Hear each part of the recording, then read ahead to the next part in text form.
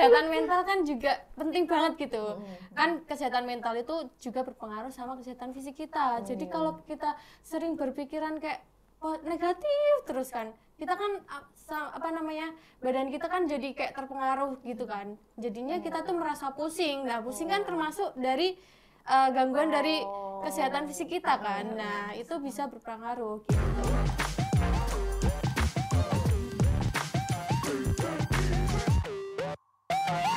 Hai sahabat PMI semuanya, jumpa lagi sama saya Dea di Japri PMI Solo, Jangan Penting bareng PMI. Nah, kalau teman-teman semua lihat video ini atau video lain dari PMI Solo, tentu saja di channel YouTube-nya PMI Solo ya.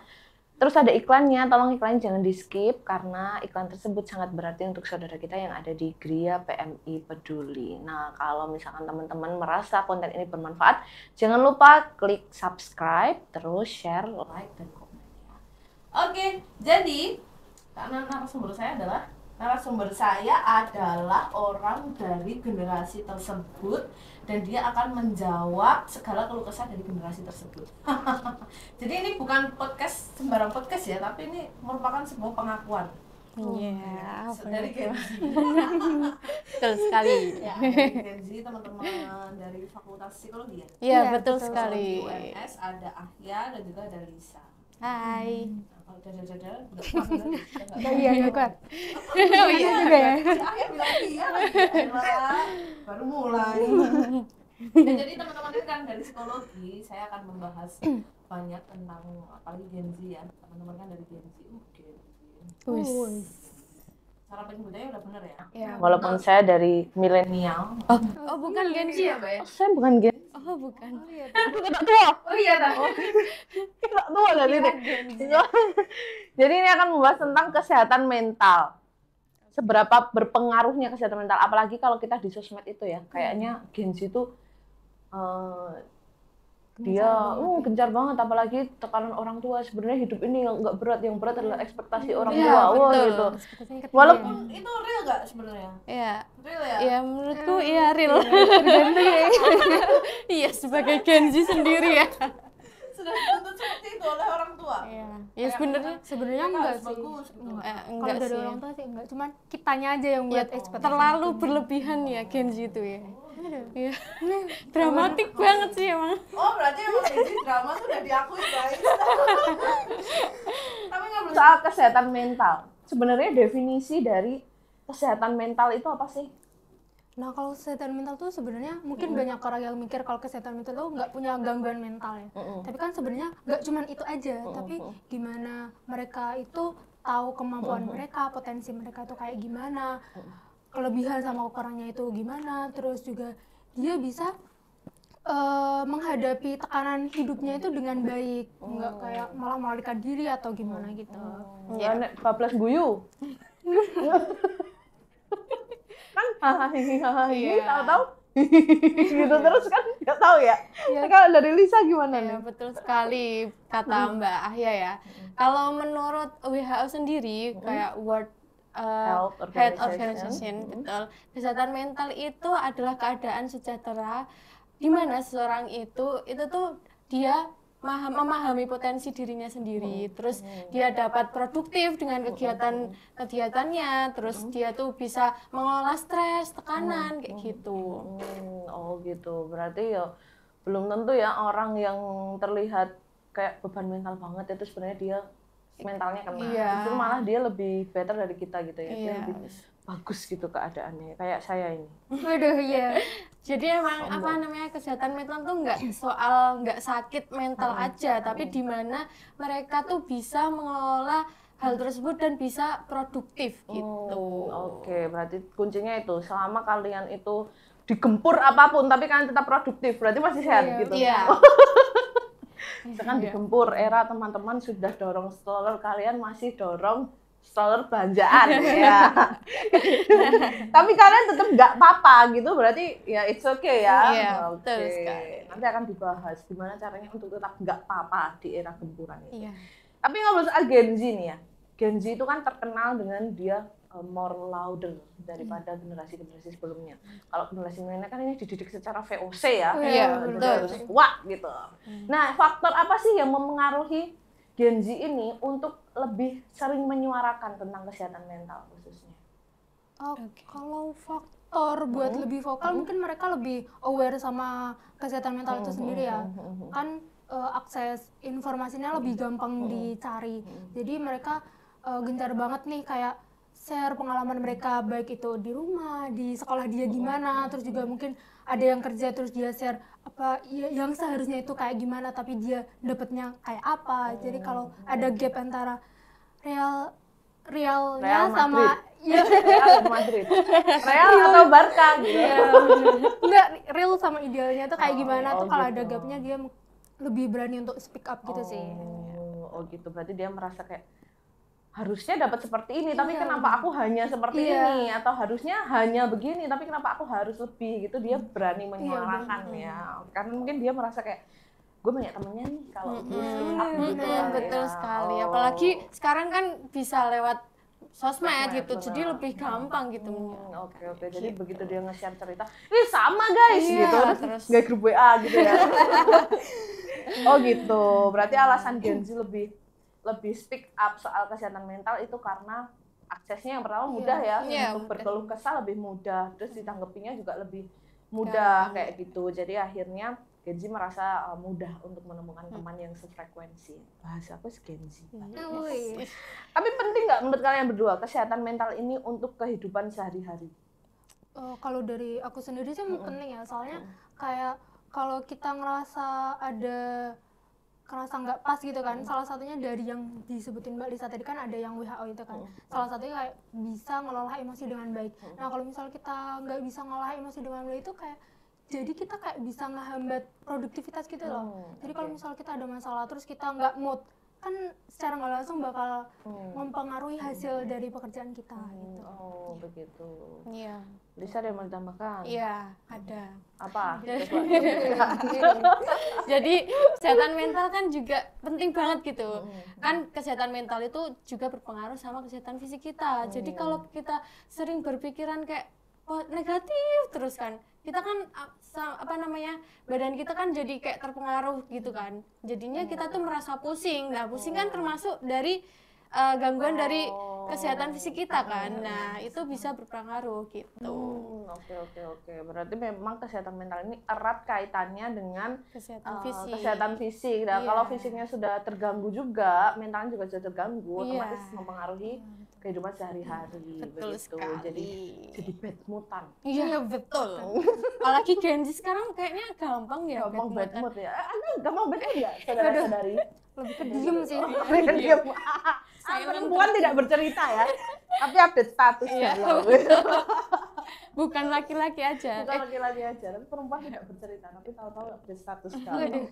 Emang faktor apa sih yang saat ini ya, yang mempengaruhi tingkat kesehatan mentalnya anak-anak Gen Z? Oke. Kalau faktornya itu bisa dari faktor biologis gitu. Keturunan jadi berarti? Iya, benar. Itu yang faktor biologis itu rentan banget gitu. Tapi ya belum tentu juga gitu. Terus selain itu ada faktor yang menyebabkan itu yang tekanan ekonomi, terus kurangnya dukungan sosial tuh udah perlu banget itu. Support system itu. Support system. Iya, betul sekali. Itu enggak kudu ayang loh. Iya, harus banyak. Tapi kalau ada lebih baik gitu. Iya. Waduh. Oh gitu, berarti faktornya itu ya, ada betul. ekonomi, ada tekanan kehidupan sehari-hari, terus support system, terus apa lagi? Ada dari diri sendiri juga bisa. Itu kalau misal dia lebih percaya diri itu berarti dia lebih bisa lebih kayak speak up buat apa yang dia rasakan gitu kan. Kalau dia kayak punya slow living, low esteemnya itu rendah, mungkin dia bakal kayak nggak pede buat apa-apa. Tapi kalau emang nggak pede itu dia jadi merasa sering insecure. Iya, betul. Dorongan diri juga penting banget. Insecure jangan berkedok introvert Iya. Beda itu. Beda banget. Apalagi yang nggak mau interaksi. Padahal itu sebenarnya introvert sama nggak mau interaksi itu beda. Oke. Emang kalau introvert tuh gimana? Kalau introvert itu kayak lebih ke cara ngumpulin energi dia. Jadi kalau misal dia tuh sebenarnya bisa bersosialisasi ya. Cuman kalau habis sosialisasi biasanya energi dia sosial. Capek. Iya, itu Iya, capek capek, banget. energi Aku langsung banget sih. habis. Iya. Aku banget. Oh gitu, berarti sebenarnya nggak bisa ya orang-orang yang nggak mau berinteraksi itu disebut dengan introvert tuh nggak Iya. bisa ya? Iya, nggak bisa. Oh, ternyata dia mengeluarkan energinya tuh seperti itu, recharge. Iya. Kan dia tuh bertapa dia. Iya, bertapa. Meditasi. Meditasi. Tidur. Tidur. Iya. Oh, berarti memang introvert tuh bukan dia tidak mau berinteraksi ya, Iya. hanya mungkin dia perlu waktu. Iya, untuk perlu mengembangkan waktu. diri. Karena ngobrol pun juga kayaknya perlu effort gitu. Iya, seorang karena introvert. energinya jadi terkuras kalau kita. Energinya jadi terkuras. Iya, ya. betul. Dikit sedikit. Gue bayangin introvert jadi contoh jadi Pak Kades ya. Dia ngisi jadi Bu Kades atau Pak Kades gitu. Terus dia ngisi pidato gitu. Capek gitu. Itu Genji nanti Oh, kayaknya. iya kayaknya gitu deh. Tipe-tipe yang malas berdebat gitu daripada Iya. berdebat capek menghabiskan tenaga sudah ambuh lah. Oke. Memang terus gimana nih tips dari kalian ya untuk menjaga kesehatan mental menghadapi ekspektasi orang tua, tekanan sehari-hari itu gimana? Tak jawab ya. Gimana? Siapa? Lebih ke ini sih, kita kalau misal dari ekspektasi orang tua mungkin bisa diobrolin bareng gitu ya. Jadi kayak kita maunya itu apa, orang tuanya maunya gimana, kita maunya apa, itu dirembuk bareng-bareng. Tapi kalau misal Komunikasi ya berarti. iya betul, Terus saling memahami aja sih sebenarnya. Iya, betul. betul. Kuncinya di situ. Iya, Ada lagi selain nggak? itu ya secara umum ya solusinya ya kita santai aja, apapun yang terjadi itu ya jalanin aja, jangan kita selalu berpikir gitu, nggak perlu. Ya, kalau nggak berpikir iya maksudnya Tenang, susah. Berdengar aja, oh, Kak. Nanti ini diedit AI yang berdengar ya. oh iya maksudnya mikir tuh yang Ya kayak nggak usah dipikir banget. ya lah. betul sekali gitu. Just let it flow gitu Terus kan.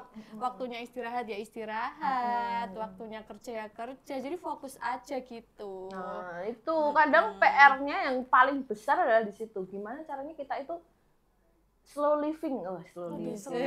Kayak bodo amatan gitu. Nah, itu tidak semua orang punya, tapi semua orang bisa mencoba. Ya, benar kan? Semua orang sebenarnya bisa mencoba. Ya selain itu ya Genji kan sekarang kayak mager-mageran ya. Nah itu tuh harusnya kita tuh harus gerak, olahraga. Gitu. Nah olahraga itu bisa membuat kita tuh lebih sehat mental gitu.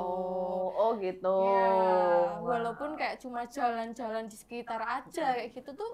Jalannya harus di mall. Ya, Biar wah bener Iya, banget kan? di mata Iya, gitu ya. kan, cuci mata gitu, jadi seger gitu loh ya kan? Refreshing banget ya itu ya, apalagi sambil belanja. Nah, berarti sebenarnya nggak hanya olahraga ya, isi dompet juga. Kan tadi benar, Faktor ekonomi. Oh iya benar-benar. Aduh, sabut iki cah. Bahas faktor ekonomi rada sulit. Iya, Oh gitu, olahraga bisa menjadi salah satu alternatif ya Iya. untuk menjaga kesehatan mental. Atau mungkin hangout sama temen gitu Iya bisa ya. banget itu. soalnya juga kan ini apa kayak nge-explore hobi, nyari Oh, kesenangan nge-explore apa itu juga hobi. bisa. Ini gadget. Enggak gadget, ini cuma saya. Hobinya rebah. Waduh itu Oh itu sulit ya? Itu malah menambah tekanan stres. ya bisa Bisa jadi, jadi. ya. Soalnya kan nggak produktif kan. Iya. Soalnya tadi salah satu kriterianya itu bisa bekerja dengan produktif. Oh begitu. Oke. Kalau rebahannya cuma berapa menit ya is okay, aman-aman aja gitu. Kalau all day long, Anda sebaiknya ke rumah sakit. Tapi ini ya, tadi Ahya sama Lisa sudah menyampaikan bahwa Gen Z itu lebih speak up karena ada sosial media. Iya, betul. Akhirnya dari mudahnya segala literasi ini, mulai dari AI ya, kita terbantu dengan AI, berbagai macam AI, terus kita juga mudah mengakses sosial media dan informasi tentu saja lebih mudah didapatkan. Akhirnya Gen Z itu jadi kayak self diagnose. Iya, Jadi dia betul. stresnya sama kayak gue, jangan-jangan gue Ya Allah. skizofren. Wow. Astagfirullah. Kayak gitu jangan-jangan Iya. aku kena mental gitu. Nah, fenomena ini nih, fenomena self diagnose ini sebenarnya dibenarkan atau enggak menurut Lisa sama Ahyan? Sebenarnya Bisa bantu nggak atau malah bahaya gitu? Jangan self diagnose gitu. sebenarnya kalau self diagnosis itu sebenarnya nggak boleh ya. Cuman Oh, nggak boleh. kalau itu buat ningkatin awareness kita Iya. sama kesehatan mental kita itu masih bisa. Jadi kayak kita cari informasi itu ya secukupnya aja. Kayak kita udah tahu kayak gini apa gejalanya apa, ngerasa kita mirip nih. Harusnya kalau tahu gitu mending langsung langsung ke profesional aja. profesional gitu ya. ke psikolog, Oke. ke Oh, dokter, oke kayak gitu. Soalnya buat apa ngediagnosis gitu tuh beneran sekompleks itu. Jadi kayak kita nggak bisa klaim oh gejalanya ini, oh aku jadinya skizo bipolar gitu, nggak bisa sebenarnya. Oke. Berarti kalau misalkan teman-teman semua baca literasinya terus merasa itu cocok atau match dengan teman-teman, ini kita udah bahaya tapi ya. Iya. Itu lebih baik langsung ke profesional aja Iya, ya, misalkan bisa ke betul. psikiater atau ke psikolog. Psikolog atau? Iya, Sebenarnya Sama ya? beda. Oh, sebenarnya beda. Iya, Bedanya beda. apa? Psikiater itu biasanya dari dokter umum gitu. Enggak dokter, Ya, umum, dokter jiwa. iya maksudnya kan Iya. awalnya Tolong. awalnya dari dokter umum Oh, kan. terus Iya. dia sekolah jiwa. Iya, spesialis jiwa. Kalau dari psikolog itu kuliahnya dari kayak kita gini, Oh gitu. jurusan fakultas psikologi. Tapi tetap bisa lah ya meringankan mental health itu, mengatasi mental health gitu. Iya, Untuk betul sekali. buka layanan curhat. Siapa? Enggak, saya langsung mau. Waduh. Oh gitu, berarti bisa langsung ke profesional ya. Iya. Habis itu bisa dikonsultasikan juga. Kayaknya kalau nggak salah itu sekarang datang ke dokter spesialis jiwa itu sudah di cover dengan BPJS ya kalau nggak salah. Iya, Jadi teman-teman itu dia, bisa bisa. konsul. Kalau Terus sama mereka nih curhat sama iya mereka. gratis Boleh, insya Allah boleh. ya. Beneran. Karena gratis kalau udah lulus, Iya betul. sudah lulus, sudah ambil profesi bayar. Nggak bayar. Betul sekali. Tapi memang saat ini profesi seperti itu sangat-sangat diperlukan ya, karena ya tidak dipungkiri sudah mulai banyak orang-orang yang sadar akan mental health ini. Apalagi mental health itu berpengaruh kayak bullying, bahkan orang yang bullying itu sebenarnya dia juga kena mental. Iya, Menurutku sih. benar. Kalian benar nggak? Iya biasanya dari tekanan dari keluarganya juga kayak gitu. Ini kan dia stres, dia butuh stres rilisnya mungkin dengan membuli. Iya betul. Oh. Dia juga kan iri itu juga termasuk gangguan ya. Oh, ini tuh nggak berarti Iya. hati kalian harus bersih guys. Guys. Harus bersih. Oh, iri itu gangguan ya? Iri, Iya. dengki, Iya itu gangguan kecil. gangguan kecil. Nanti kalau termanifest ya, baru nanti jadi gangguan besar. Nah, terus kapan? Ketika kita merasa bahwa wah, aku sering waham gitu kan. Wah, bahaya gini sering waham. Ya. Waduh. Sering waham, sering guyu dhewe, ngono kan. Terus sering berandai-andai ngomong dhewe apa-apa gitu. Dah, itu kapan nih kita harus menentukan kayaknya aku harus perlu pendampingan profesional gitu kapan? Nah, sebenarnya kalau kayak ngomong sendiri gitu ada ininya ya. Ada kayak- wajarnya Iya, ada juga. wajarnya. Soalnya Ya tapi aku di motor tuh Iya makanya. oh gitu. Iya, soalnya Oh. di ini apa kayak psikoterapi atau cara penanganan itu Hmm. kayak self talk sebenarnya ada. Cuman emang ada batas wajarnya. Kita ngomong sendiri tuh ada batas wajarnya. Iya. Itu kayak gimana? Terus kapan kita memerlukan pendampingan? Ketika merasa seperti apa? Kalau ngerasa kita keseharian kita kan kita pasti punya aktivitas sehari-hari nih. Nah, itu kalau misal keseharian kita tuh terganggu, itu emang ditanya ke profesional. Soalnya kita juga kalau ngerasa ada unek-unek atau apa kan kita sebenarnya bisa nih kayak cerita sama teman atau sama keluarga gitu juga bisa. Tapi kalau nggak ada support dari mereka mungkin bisa langsung ke profesional aja. Ini adalah butuh teman untuk bercerita. Iya. Tapi apakah teman untuk bercerita aja itu sudah cukup? Ya, tergantung Tergantung orangnya ya. Kalau Kadang- kita cuman merasa cukup didengarin aja tanpa ada solusi atau feedback, mungkin dari teman itu bisa. Iya. Kalau Oke. butuh saran. biasanya cowok nih yang nggak mau cerita ya. Iya. Laki-laki Apa tidak ya? mau cerita gitu. Oh gitu, editor saya cuma gini doang. Valid berarti. Oh gitu, laki-laki tidak bercerita Iya, gitu ya. harusnya Tahu-tahu pergi mancing. Oh gitu. Iya, betul. Nah, misal nih kita udah cerita gitu ya ke temen, tapi kita tetap perlu merasa perlu pendampingan nggak? Harus ke profesional gitu perlu nggak? Misal udah cerita, udah semua nih kayaknya gitu. Nah, ketika sudah cerita kita belum merasa puas, berarti kita harus ke profesional Iya, gitu. iya betul, bisa banget itu. Karena kan kita kayak merasa masih kurang gitu ya. Itu langsung aja kan kalau di yang profesional kan langsung kita diberi dorongan kayak gitu biar kita tuh lebih sehat gitu. Sehat tidak secara fisik saja ya, tapi juga secara rohani. Iya, sehat mental. Tapi kan mental aman hari ini. Aduh, aman nggak ya? Ya, nanti menjelang skripsi saya bisa mendampingi loh ya. Kalau butuh cerita ya.